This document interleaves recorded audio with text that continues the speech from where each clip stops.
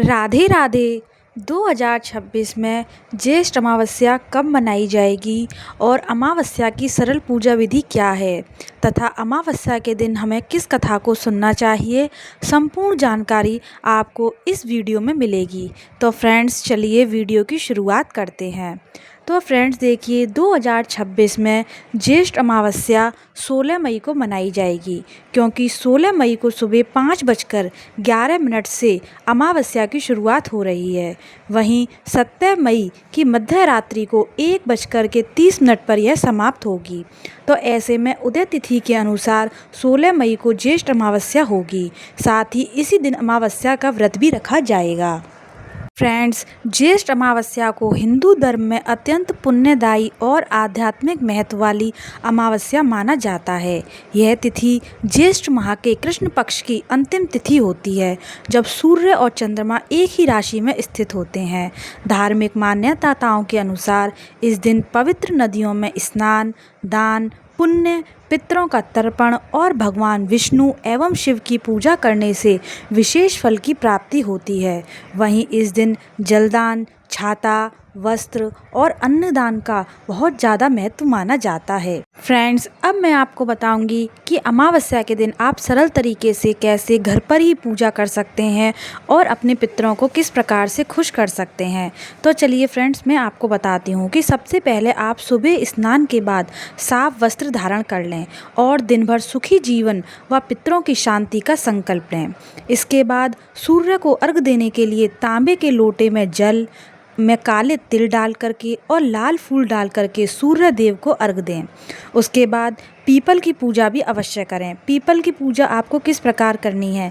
People के पेड़ के नीचे या फिर सरसों के तेल का दीपक, घी का दीपक और तिल के तेल के दीपक अवश्य जलाएं। जल में काले तिल मिला करके पीपल की जड़ों में अर्पित करें। उसके बाद धागा और कलावा बांधें और 7 परिक्रमा अवश्य करें।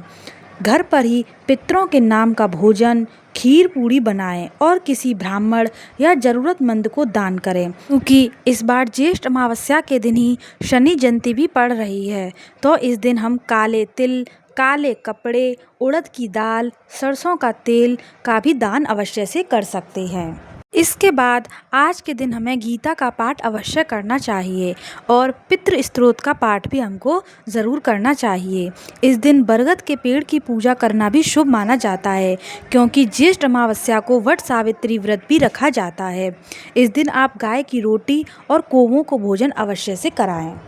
इस बार दोस्तों ज्येष्ठ अमावस्या पर शनि जयंती और वट सावित्री व्रत का विशेष संयोग बन रहा है, जो पितृदोष मुक्ति व अखंड सौभाग्य के लिए महत्वपूर्ण है।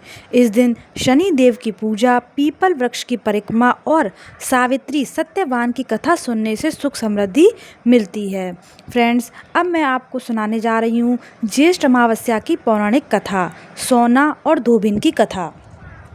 एक निर्धन ब्राह्मण की पुत्री बहुत गुणवान थी, लेकिन गरीबी के कारण उसका विवाह नहीं हो पा रहा था। तब एक साधु ने बताया कि उसे सोना नाम की धोबिन की सेवा करना चाहिए।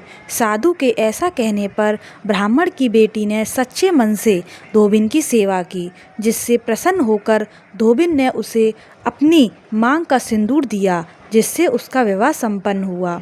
यह कथा दर्शाती है कि अमावस्या के दिन श्रद्धापूर्वक किए गए कार्यों जैसे सेवा और दान से पितरों का आशीर्वाद और जीवन में सौभाग्य प्राप्त होता है। तो मेरे प्यारे दोस्तों, आपको ज्येष्ठ अमावस्या, वट सावित्री व्रत और शनि देव जयंती की हार्दिक शुभकामनाएं। फ्रेंड्स, अगर वीडियो अच्छी लगी हो तो चैनल को लाइक और सब्सक्राइब करें। मिलते हैं फिर नेक्स्ट वीडियो में। जब तक के लिए राधे राधे।